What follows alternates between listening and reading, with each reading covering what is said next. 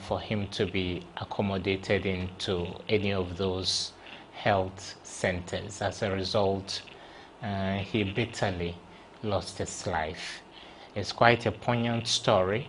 We are taking stock of where we are as a country, and the Ministry of Health has indicated its preparedness to do the needed amendments to the health sector. Today, we are discussing the condition of Ghana's health delivery, and we have a very important guest in the studio.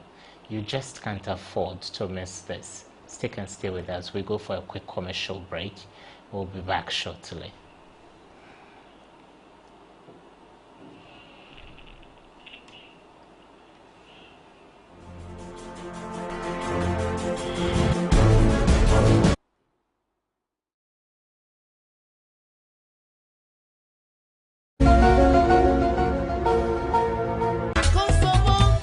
Mpepi yana mitami bisamu saso enima hoden eyaso hoden enanka wa mewiase a saikra no dasani abrabo betie enei so dasani bia abrabo be nam ayehwam na afenso ayefefefe a wi enima hoden free mu a enye yie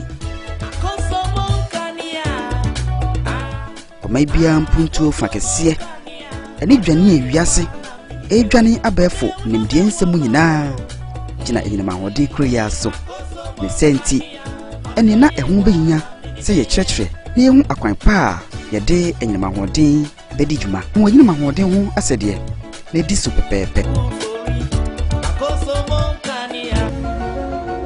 hwɛ enima hode nkomo odi TV1 so adwo da bia anwumre na nwɔtwe de kosi nonkron yebesan asisu bie memenda bia awia donko kosi no mienu ma yenhunu enima hode ntotoye na magana yen enima hode afa ne ntampa efra.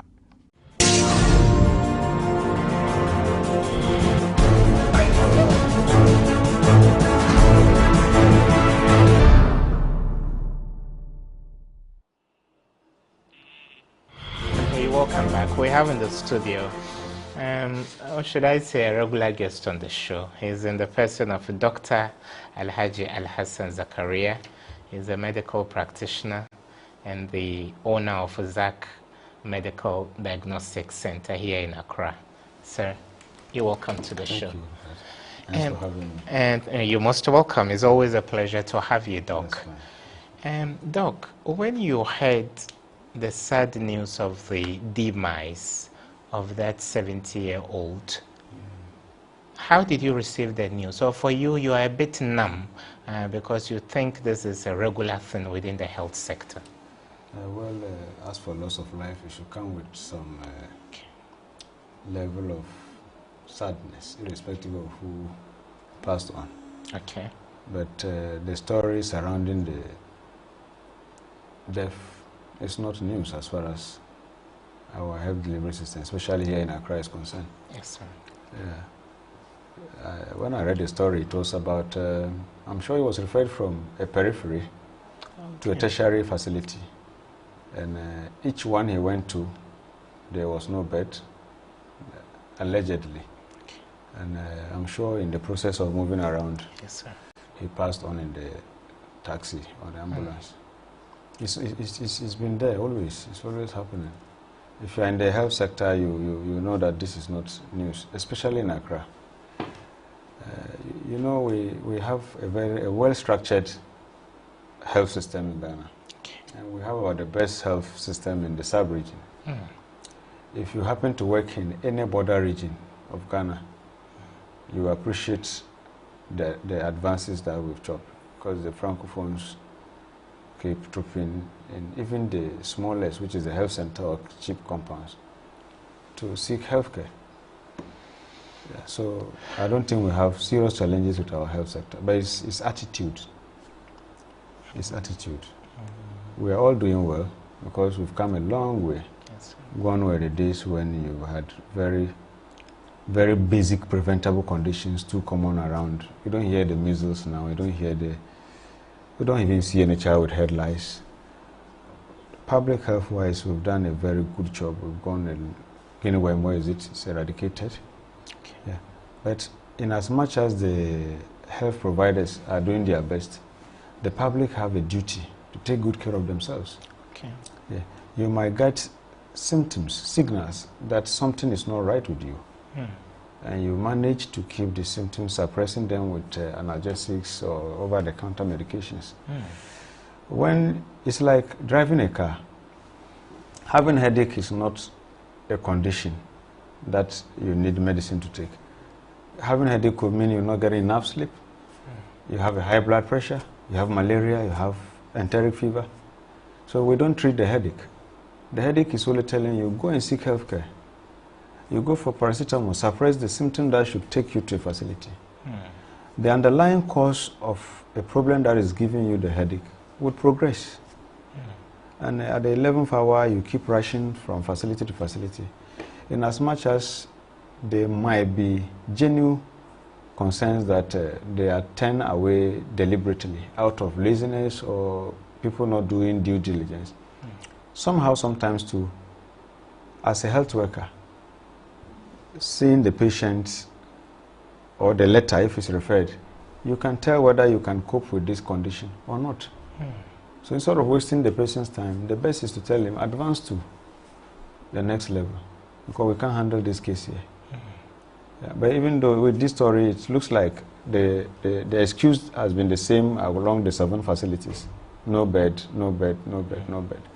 I don't think it can really be no bed, no bed, no bed. 7 facilities. It could be coincident because there's too much pressure on our tertiary facilities. Accra, you have, you see, we really don't understand the structure. We have the chief compounds as the very basic place to go and seek health care, usually manned by community health nurses. And you find this in very rural parts, but even within the city Accra, you have chief compounds around. From the chief compounds, you have the health centers. They used to be called health posts. And these are also being manned by very capable hands. Nationwide, we have over 1,000 physician assistants who take care of these health centers. That's the next level. From there, you go to the polyclinics. After the polyclinics, you go to district hospitals. From district hospitals, we go to the regional hospitals, then to the teaching hospitals. Aside all of this, you have private facilities from capacity of health center up to the level of a hospital, where you have no less than 4 permanent doctors and 8 to 14 very qualified nurses. The health regulatory agency makes sure all these criteria are met before you are given a license to operate either as a health center, as a clinic, as a maternity home, or as a hospital. In Accra, I'm not sure you drive up to 1 kilometer without finding where to seek health care. So in as much as it's a sudden condition, which is usually common if you are in the system, we have to work around it. We really have to. We have some form of indiscipline in some facilities, especially the first people you meet. There are people you refer to. Let me use Kolebu as an example. There are people you refer to Kolebu. These are personal experiences. And he tells you, if it is Kolebu, he'll go home and die. Wow. It might sound stupid, but if you probe further, you realize he has very genuine concern.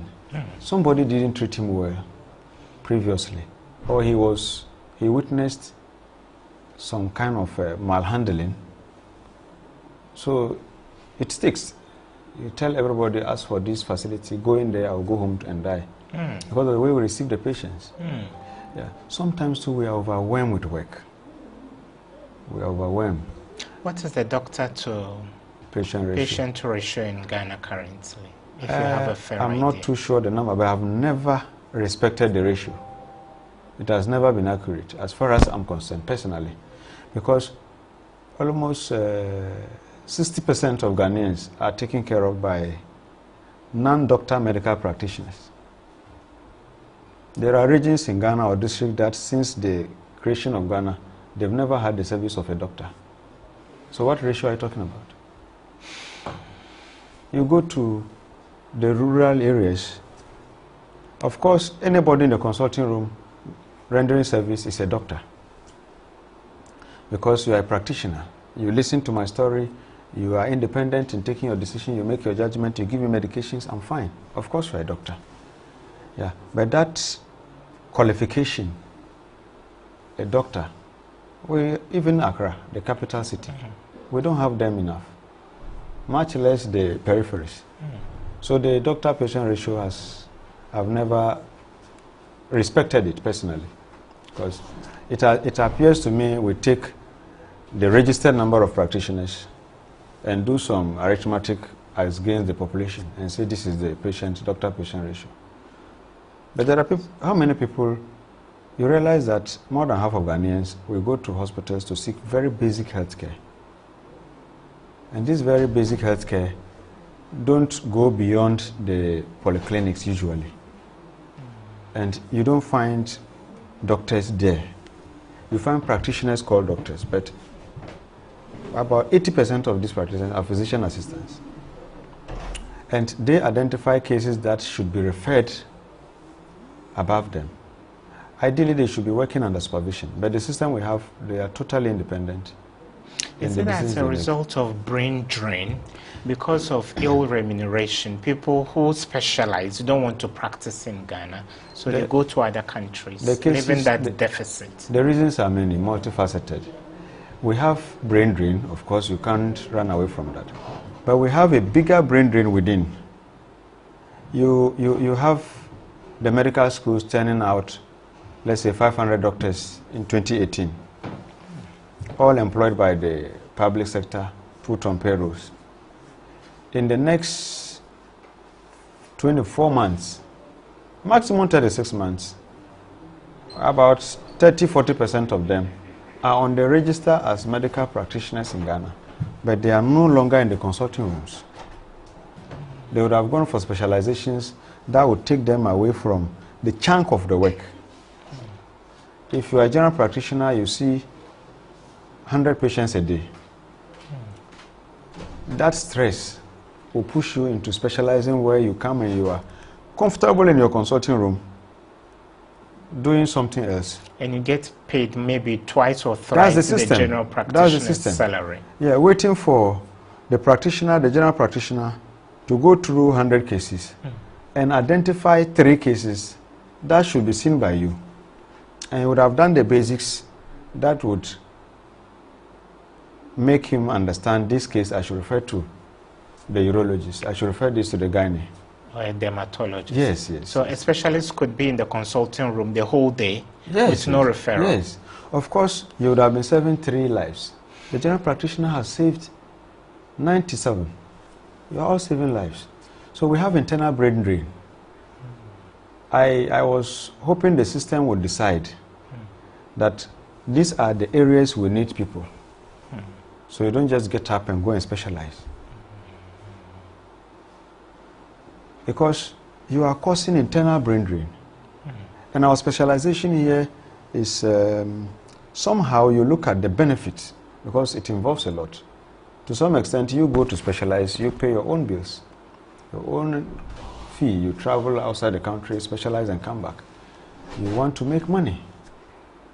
So you have one aspect of the system like the Obs and Gynae. I have a lot of people going there. I'm sure you remember a story about Dr. Benjamin Nko who died on the Sunyani Road. And it was like, I think 2006. There were only 6 urologists coming from a workshop in the Brahmafo. And I think 3 died on the spot in the accident. A great loss to the state. Yes, yes, yes. Because this is a field that others may think is difficult. Others may think is stressful. We want to be comfortable in our practice. If we have them spreading, everybody, you can decide, okay, we will sponsor 100 people for urology this year. And these are the benefits that come with specializing in that. We will sponsor 200 people for this, for that. Don't allow them, the practitioners to choose their specializations. They become partly independent. Yes. Back to the case of the dead man. You see, the system now decides that if you are referring a patient, let's say from Where is the most distant part of the city to the capital, to the central? Maybe Amasaman. If you are referring to Ridge, which is the Greater Accra Regional Hospital now, because we have Ridge as a referral center now, 37, Police Hospital, Kolebu Teaching Hospital. I think these are the 4 major ones. If you are referring a patient to any of these, you are required to make a call. Yes, is this Kolebu Teaching Hospital, pediatric unit? We are referring this. You need to be given a green light before you take off, whether an ambulance or a taxi. Even if it's an emergency case, yes, that could cost the life of the person in no time. Yes, that's the system. Isn't there so once you are told, a button, once a you are told, system server you can key in? Once you are told, please hold on. After some minutes, they are back on the line to tell you, please, we don't have bed. These are the common excuses. Once you have been given that reply, if you go there with the patient will be returned. And if you go to another facility with a referral letter addressed to a different facility, it is a very cheap excuse. No, this letter is not for... You can be turned away because the address on the letter is saying go to Ridge. Who types the letter? Is this the responsibility of the... No, the referring point.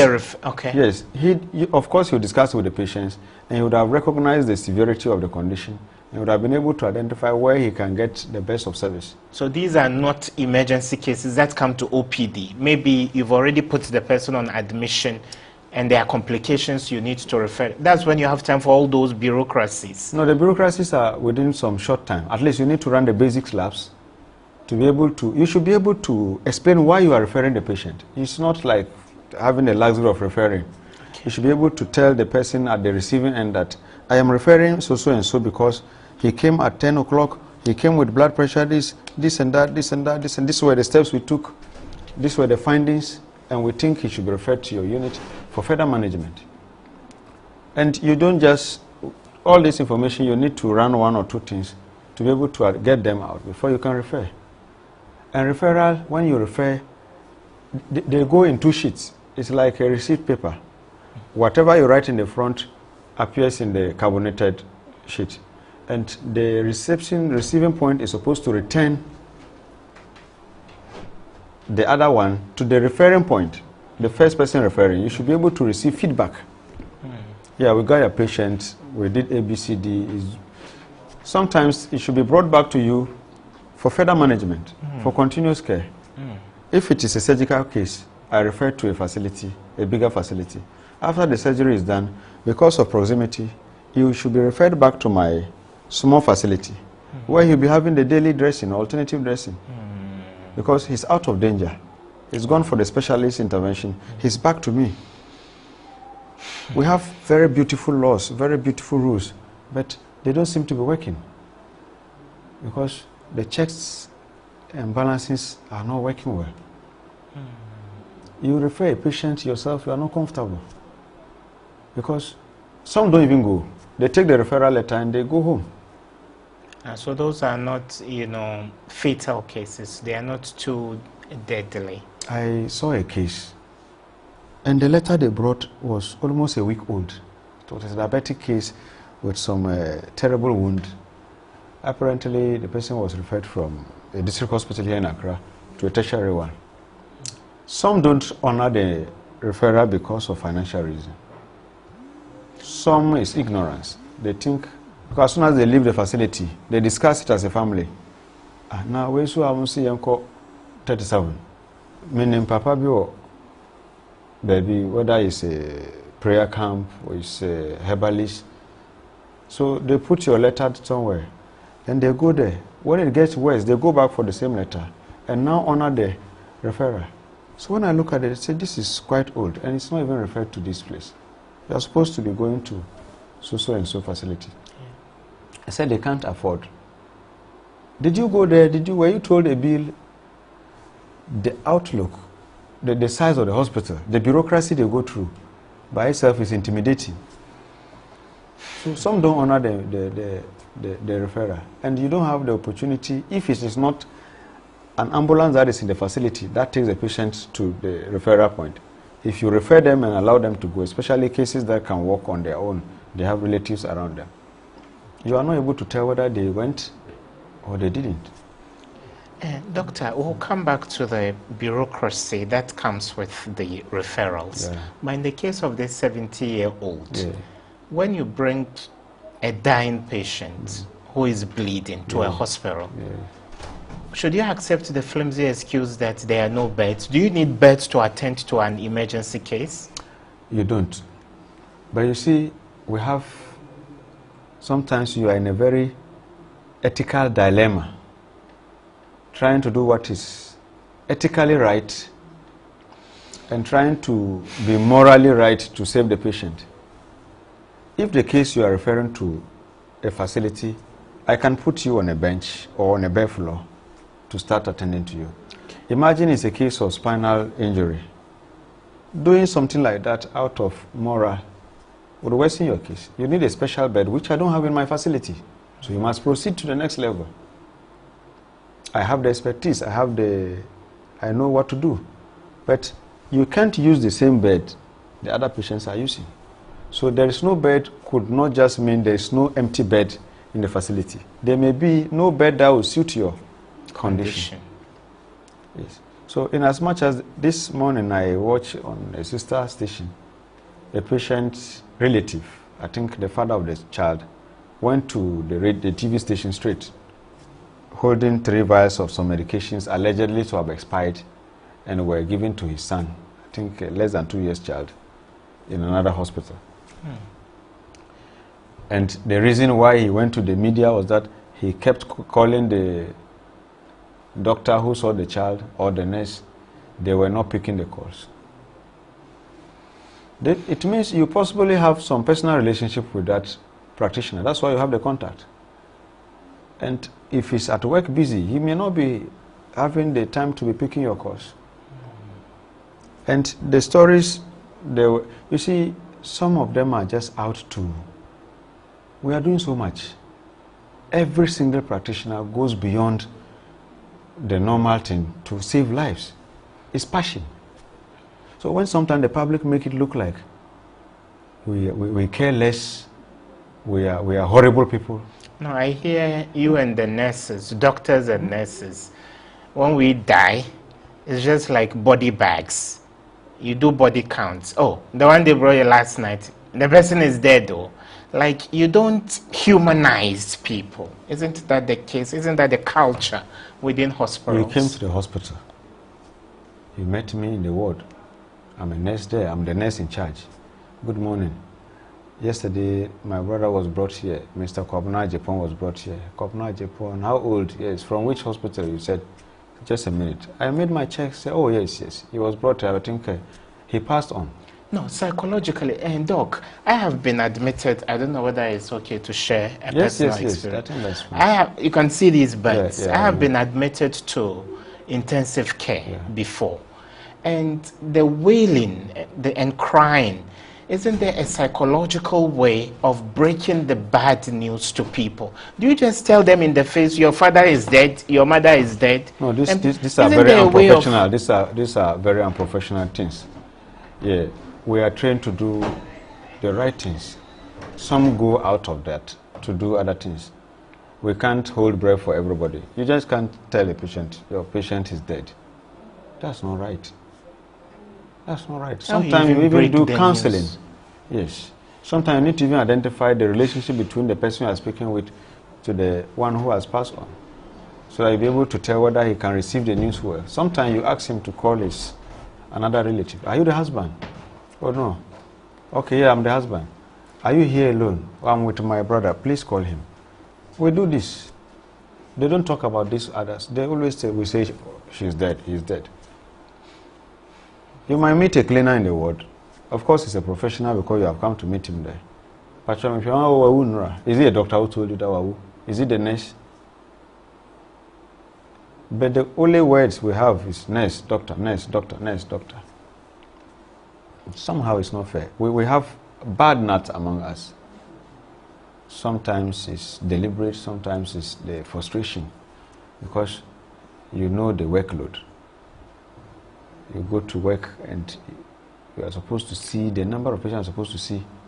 And somehow, sometimes, a lot of us do work in other facilities. So if you're in a hospital waiting for your doctor, he just arrived. It's not coming from the house, probably. He would have finished taking care of some patient somewhere, and is coming to attend to you. He's a human being. I hear you earn more doing what has come to be known, quote unquote, locum, serving private hospitals and clinics.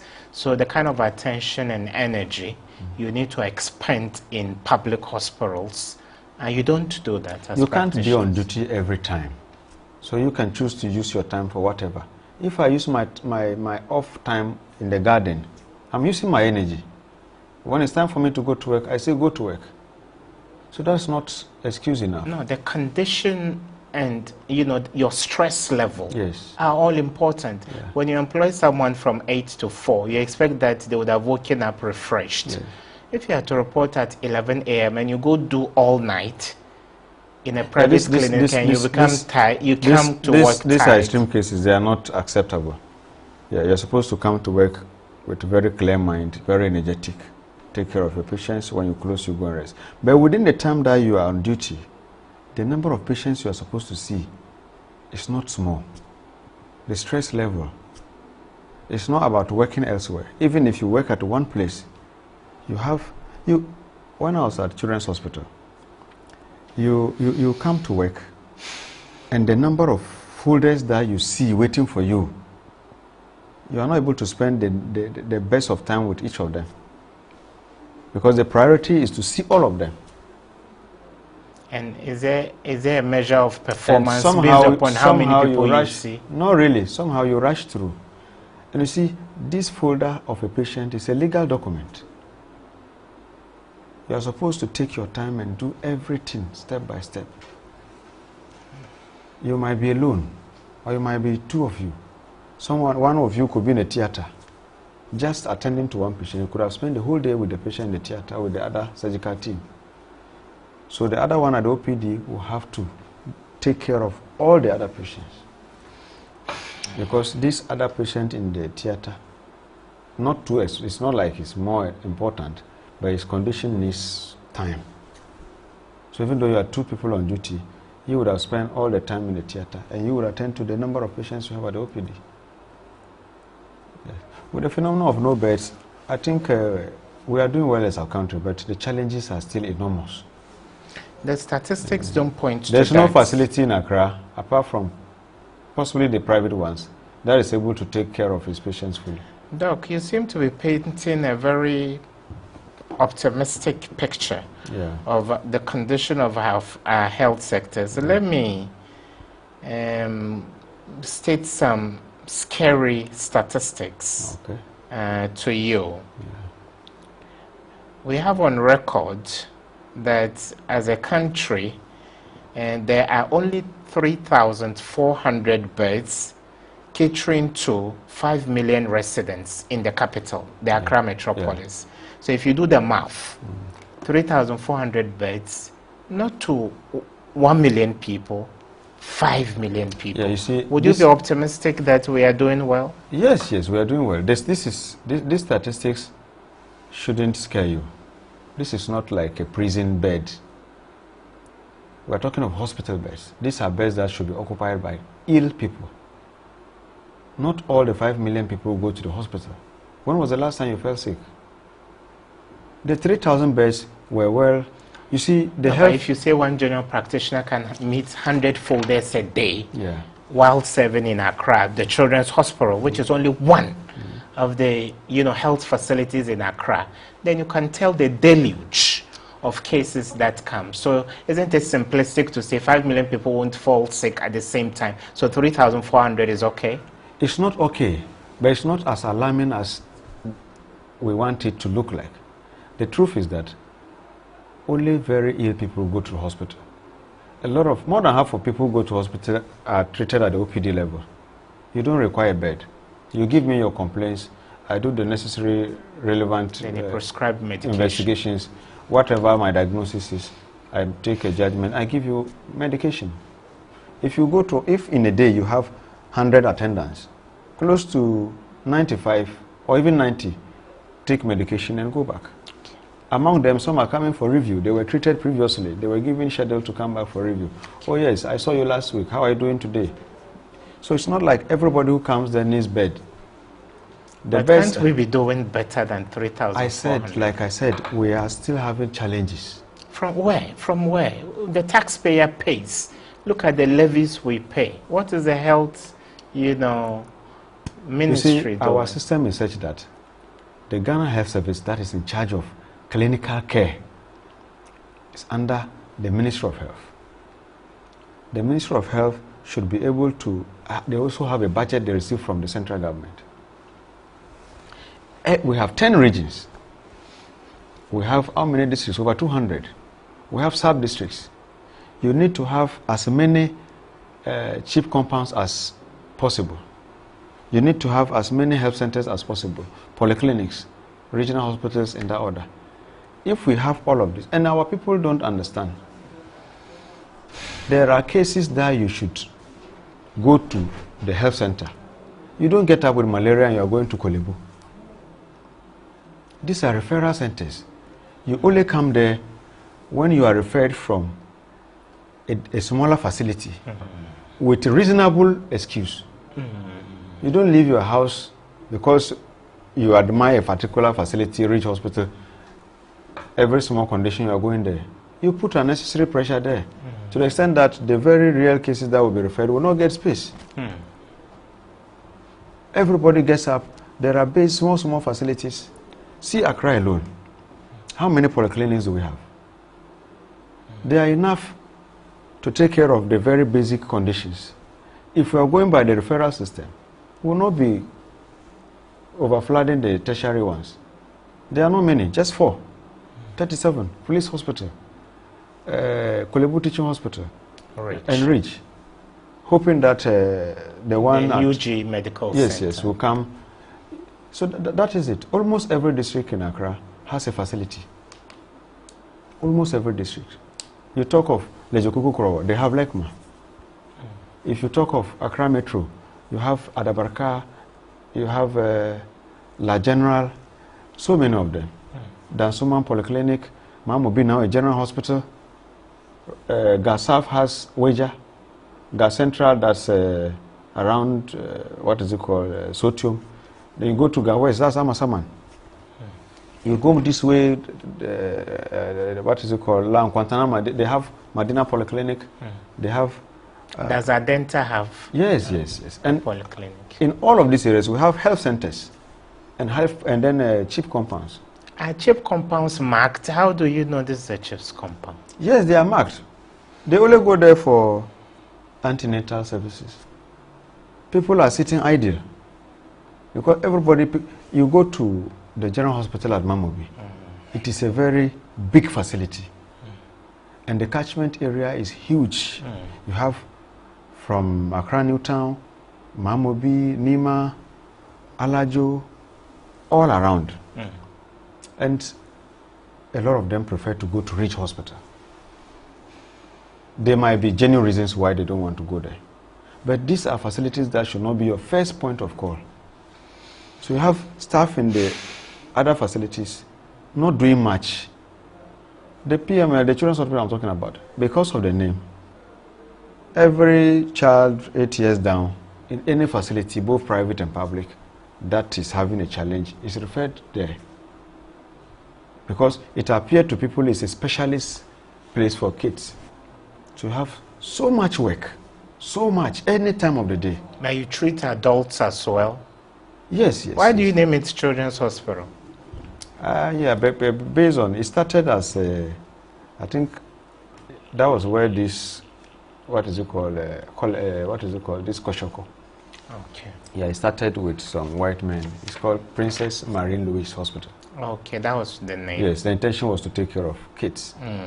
Yeah, but I remember when I was there during cholera outbreak, you see adults, you can't turn them away because it's called Children's Hospital. Children's Hospital. You are an adult, why do you hear Children's Hospital? Then you go there. Adult, yes. And Doc, I would want to ask you this, but before then, Okay. When we come back from this break, I would want you to establish a nexus between private hospitals and public ones, and in terms of quality of healthcare, which of the two provides. Stick and stay with us. We'll be back shortly.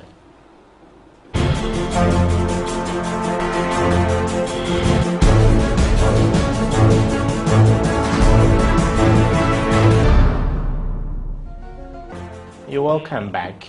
We are discussing the woes of healthcare delivery in the Republic of Ghana, and we're in the studios with Dr. Alhaji Alhassan Zakaria, CEO of Medical. He's a medical practitioner and owner of ZAC Medical Diagnostic Center. Doc, you're welcome back. Thank you. And Doc, you know, you talked about people going to bed when they don't feel too well during the wee hours of the evening, knowing so well that by midnight you could have a complication. How many people are able to afford regular checkups in Ghana? Anybody who says I'm going for a checkup is seen to belong to a certain league. I remember I met a Zambian doctor somewhere in Asia. When can I announce, you may join the conversation. Do you have any experiences to share? You may send us your WhatsApp messages on the WhatsApp line on your screen, and the phone numbers will also be displayed on your screen shortly. You may call in to make your contributions or ask questions. His story was not too different from the story here. Jokingly, he said if he takes $100,000 to the busiest part of Lusaka to ask just 3 questions, medical, anybody who gets it right will take it. He says he's sure he will spend a month and going back with his money. And these questions are just, what's your blood group? Randomly. What's your sickle cell status? What's your GCSPD? I said, well, this is not peculiar to your country. I'm sure it's the same story I have in my country.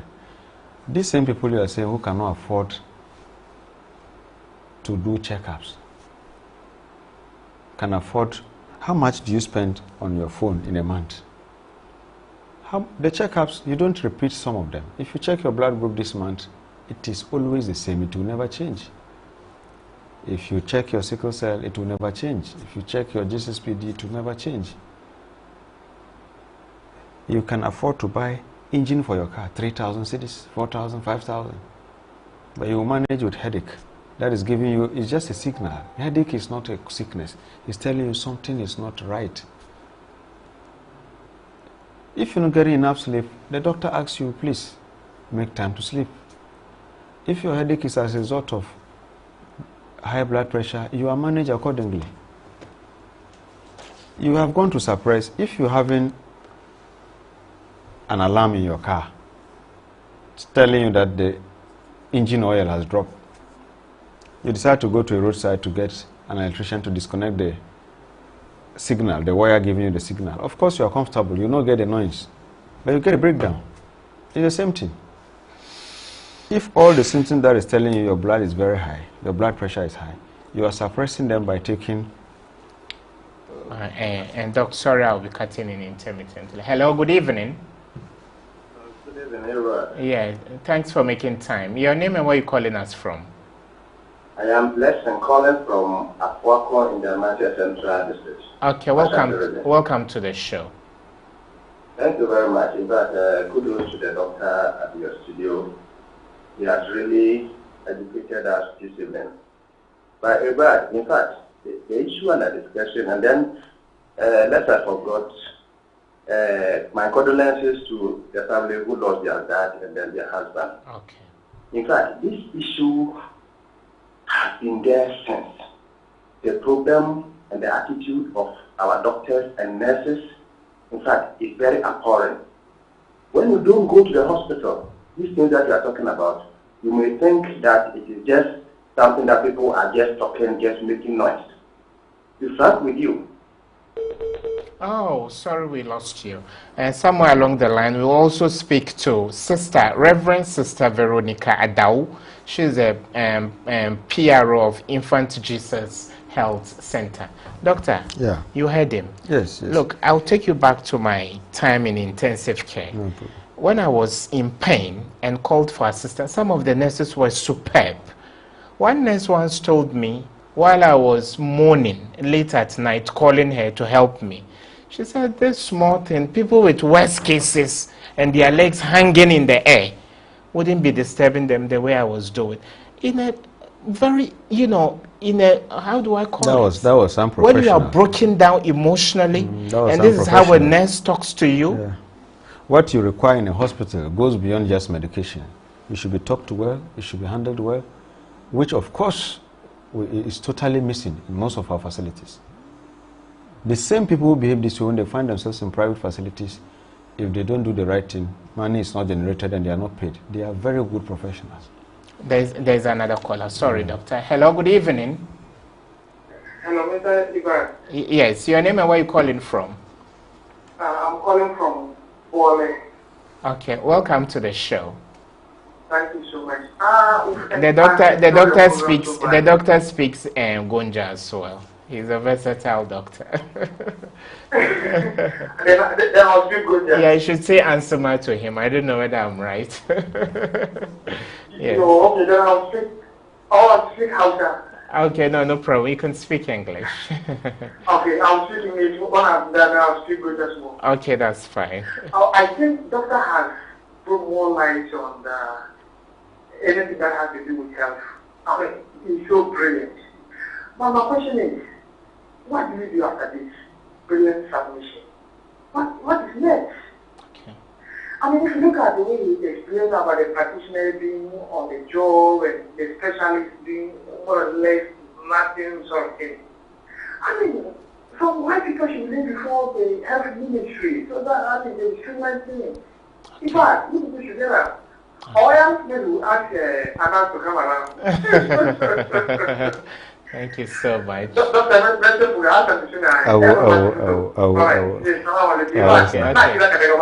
Okay, thank you so much. We appreciate it. And yes, Doc. And people do what you inspected, not what you expect in the public sector. But when they are serving in private health facilities, they do their jobs well. Yes. And back to the man's case, this shouldn't happen in Accra. It's common in the peripheries. I worked in Nanumba district some years ago. You find places where you can only refer a patient to the next level on a market day, even up to now in this same country. When these stories happen there, I think it's reasonable. But Accra, no, it shouldn't happen. You have too many facilities that you can refer a patient to. Is it true that even in the north, when people are referred, sometimes they are pushed on trucks, or it's not true? I witnessed from 2004 to date, I think it's just a little above 10 years, right? I witnessed a patient wheel into the facility from almost 40 miles away in a wheelbarrow, a pregnant woman, tied to a bicycle. Oh, okay. And doctor, sorry. And do we have Reverend Sister Veronica on the line? Yes, please. Okay, Reverend, thank you so much. Sister Veronica Dao is a PRO of Infant Jesus Health Center. Welcome to the show, ma'am. We are discussing. Welcome. Okay, we are discussing the condition of health delivery in Ghana. Kindly paint a picture of what happens at Infant Jesus Health Center for us. How dire is the situation in terms of the deficiencies you have in the number of beds available to patients? Well, Infant Jesus is just a newly started facility. Okay. So we don't have so much space. Okay. So you are running from emergency services, and it's not that busy. Okay. So you are a missionary institution. You are owned by the Catholic Church. Yes, sir. And what is the relationship you have with government? Government. Yes. We collaborate with government. We render health services for the people of Ghana in areas that are hard to reach. Yeah. When you say areas that are hard to reach, how remote? Yeah. Which parts of Ghana? Yeah, well, normally you see as in the remotest part of Ghana. They run about close to 40% of all the Christian health services. So you normally not see us in the cities like Accra, Kumasi. If it's Kumasi, Offenso Manso, it's not exactly in Kumasi, but all Adlink Hospital, Apam, Ikwe in the Western region, and others. In Koko, it's all started from a remote area before the area itself developed. Okay, so when there is a complicated case, and then you have to refer people to an urban center, how much of a challenge do you have, and is there an ambulance available to do that in real time? Well, depending on the situation, for example, at Apam, we are able to connect with the national ambulance, and then the traffic system. Sometimes you call, and then the car will be facing traffic jam on the road. So that's a bit of challenge. So do you have specialists that serve in these facilities, or they are general practitioners? We have both general and specialists. And then what is the spate of mortality in your facilities? Are you able to handle all the cases? Well, as I said, this one is just a baby. So it's the most cases that should be referred to our sister facilities, St. Gregory, Apam, and then the other, maybe Kwalebu, schools. So depending on the proximity and where the client feels comfortable, or specifically where we can get that services that they need. Okay. That's how we refer them. Okay. And this infant Jesus itself is just a baby. The facility was commissioned in November 2017. So. Okay, you are new kids on the block. Reverend Yes. Sister Veronica Dao, and PRO for Infant Jesus Health Center. Thank you for shedding some light on what you do in terms of healthcare in rural Ghana. Thank you so much for making time. You're welcome. Okay.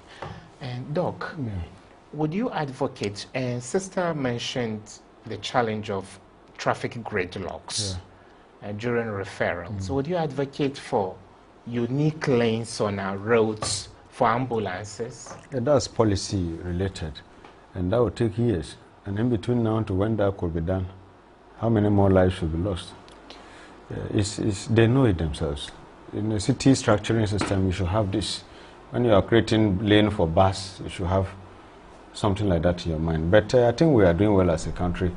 Even in this same system, when the ambulance is coming with the siren, you see people try to... No, Doc, not when you are transferring someone from Kaswa to 37. What I think and there is heavy traffic. What I think should be done is that statistically, we are able to identify which cases are commonly referred to which of these tertiary facilities.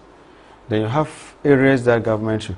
It's the same professionals, but the logistics may not be available in the referring place.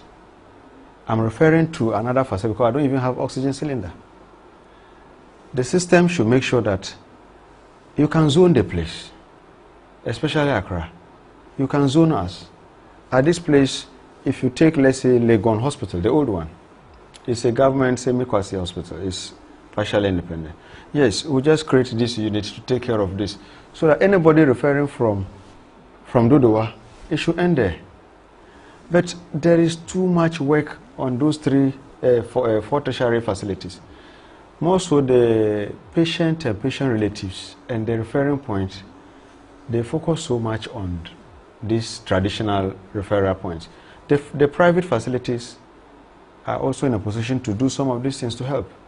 No, but can you afford being at Inyaho, for example? It will take all your life savings. No, you see, when it comes to saving life, it's no longer about affordability. Healthcare is costly. So can we pass legislation that whoever is brought to a private hospital, no matter how chic that facility is, you can't say cash and carry. Take care of the person. Government will offset the And expense. will government offset? That can't be a law. There are rules. If you come to the hospital, the first point of call is to get your folder. You have to pay for it. If you need investigations, you are sent to the lab, you have to pay for it. If you are given medications, you have to pay for them. And you see, we have to do ourselves. We are not serious people. You bring a patient to a hospital. Do you have insurance? No. People are not prepared. People don't care about their health. In as much as it's possible, some of the hospitals are turning people away deliberately. I think I have to encourage the medical soups, the chief executives and directors of public hospitals especially, to start cracking the whip. Those very unprofessional ones among them. I'm happy the ministry has set up a committee to look into this particular case. Yes, whatever the findings are, it shouldn't just go like that. Those that are found culpable, they should deal with them. We have very beautiful labor law. If you don't do the right thing, the laws are clear what should be done to you. People are very unprofessional, and they are spoiling just few of them, spoiling the names of everybody, especially the first point of call. The way you talk to a patient is important. Even if there is no bed, you should have an intervention. Make calls to other facilities whilst you are taking steps to stabilize the patient, to be sure where to refer the patient next. But at the entrance, you tell me, hey, man, leave him in the taxi. We don't have bed. These are the common sins. Someone will just come out from the ward or consulting room, stretching his neck as if he's watching a terrible snake. Your colleague human being. Then we don't have bed. Go to another place. It's not fair. Some of them need something basic to keep them alive. You've not even assessed the patient. Straight, we don't have bed. And these are patients sometimes who are not in comfortable position because it's not an ambulance. It's a taxi. Normal car seat like this, which may not suit his condition. Some is dehydration. The person needs fluid. Even without bed, you can infuse a patient. At least to a level that he'll be out of danger. Then you can now think of, discuss it with the family, where to go next. But who is that? Oh, there will be no bed here. Go to another place. Even hospitals, you make a call to another hospital. We have ABCD case. We don't have a bed. And you dare not take the patient there once you were told on phone that there was no bed. Some years back, I can't even remember, I lost count of the number of people who were dying when they were constructing the Achimota of Anko Highway. I was then at Amasaman Hospital, referring a patient to the city center. Good God, the hours you spend. Those of you who saw the construction, you can imagine the chaos then. And the patient will spend 3 hours to reach a point, and you tell him, they didn't call, so go back. You'll be at the clinic, the ambulance is back after 6 hours. Say, one for more, and you want to manage a patient. Wow. And this is happening. If you have no name, you die. Nobody hears. I'm sure this unfortunate case might be some big man or has somebody who is a big man. That's why it's in the media. And the media is not helping. We spent so much time covering entertainment shows rather than even having a slot for health. Yes. It's genuine distance. There is so much load on the tertiary, the referral point. Kolebu is a teaching hospital. They should be doing research to help the country. But go there and see, they are struggling with malaria, typhoid, and funny conditions because everybody gets up from his house. You cross 3 polyclinics from your house and end up in Kolebu, choking the place where the very serious cases are coming to occupy. That's a problem. Whether there is some prestige in seeking healthcare in this, you don't get it. Let's make use of the government has done so much. We have a well-structured health system, from the cheap compound up to the teaching hospital. If you have complaint, go to the very basic one. if they can't, you see, maybe it's the same professionals. Go there, they will attend to you. If it is something that cannot be handled, they will refer you to the next level. Doc. Sorry, I'm sorry about Yes, that caller. yes. Hello, good evening. Good evening. Hello? Hello, caller. Hello, sir. Good evening. Good evening. Thanks for making time. Your name and where you calling us? This is my calling from Elibo. Bismarck from Elubo, close to Côte d'Ivoire. Okay. On the Côte d'Ivoire border, right? Hello? Yes, please. Okay, welcome to the show. Well, thank you very much. It's my issue. Hello. Yeah, we Yes. can hear you. Go ahead. Elibo has a population of about 72,000 as of 2010 population. Can you come again? The issue is the clinic is very small. To the extent that there's only one practitioner. The police have two. The practitioner closes early. The practitioner closes at 2 p.m. So when there's any issue, you go there. And so when there's any issue, you go there and you're told the practitioner is not around. Where is this? Where is this? In the district Africa. So it's about an hour and a half drive. Which So part? That's the Elubo is talking about. Which part of Elubo? Which part of Half a Elubo? cine. Half a cine. Okay. Okay. Thank you so much, Doc. I hope Yeah. it's clear. The challenges at the peripheries are too much. You can't, that one, your cameras can't get there, so you don't hear them. We're talking about this Accra case, which, like I said earlier, shouldn't happen. Accra has too many facilities for a patient to be moving from clinic facility up to 7. Doc, someone asked a question that yes, all these brilliant ideas, when all is said, what gets done? Doctor, would you call for, individual participations? Let's take this final caller. Hello, good evening. Good evening. Good evening. Hello. Hello. Good evening. Good evening. Your name and where you calling from? I'm calling from Singapore. And you're calling us from Kintampo. Doc, you were served in Kintampo as well. I think so, yeah. Okay. Welcome to the show.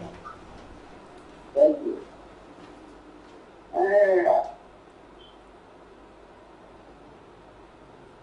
Yeah, we are listening to you, bro.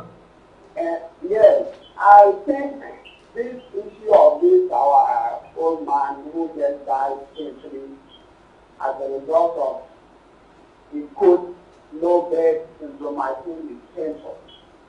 And this goes a long way to bring into rest some of the attitudes our health professionals are having towards their clients. I think health profession is one of the areas that is considered to be so essential. And we deal with the human life. In other settings, you can take away something and have it. But in the healthcare setting, when you take away something, it can result in serious consequences. And in fact, our health professionals need to take that one into consideration. We knew that there were other professions that who opted to be a nurse or a doctor to deal with human life. In this case, when we hear in the whole of Accra metropolis about 7 hospitals, then there is nothing like that, no bed. I think saying that if there is an outbreak of a serious disease in Ghana here, that they cannot even with it in terms of even making temporary to take care of people. And we have a case of triage in the hospital setting where you deal with serious cases before other cases. And this goes a long way to bring issue of health insurance into play. And I think most of the problems we are facing in the health insurance case about cash matter is most of it a business problem of our health professionals.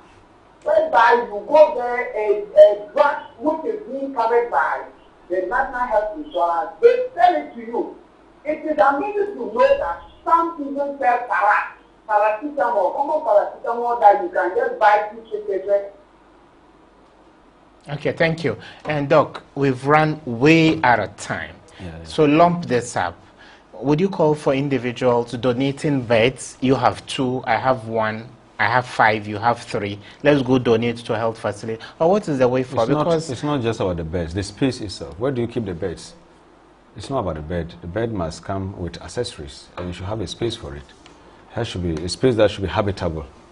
And so government should take steps to increase our capacity. And then the respective heads should be up and doing, because there is so much indiscipline. You don't find this indiscipline in the private sector because you are very professional in what you do. You are paid by the work you do. Unlike the public sector where you sit, whether you work or not, you receive your salary. The managers should be up and doing. There are checks and balances. There you go to a facility, you have an administrator, you have a medical director, you have at the nursing division, you have the DGNS up to down. You have, even within a ward, you have a ward in charge. So there are people that should check all of these things. Everybody should be up and doing. Those that are bad, let's flush them out. Doc, how efficient is the National Health Insurance card? Yeah, it's very efficient, but people have problems with 2 things. Sometimes the reimbursement takes payment too long. From government. Yes, it takes too long. Secondly, you might buy medications from the open market, 10 cedi. You are selling it for 11 cedis, and the insurance is reimbursing you 9 cedis. And you, the pharmacist? Yeah, you, the provider. Okay. Yeah.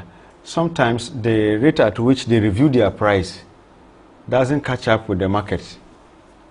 Yeah. So you might be running at a loss. No, but why don't you contract? Let's begin to wrap up.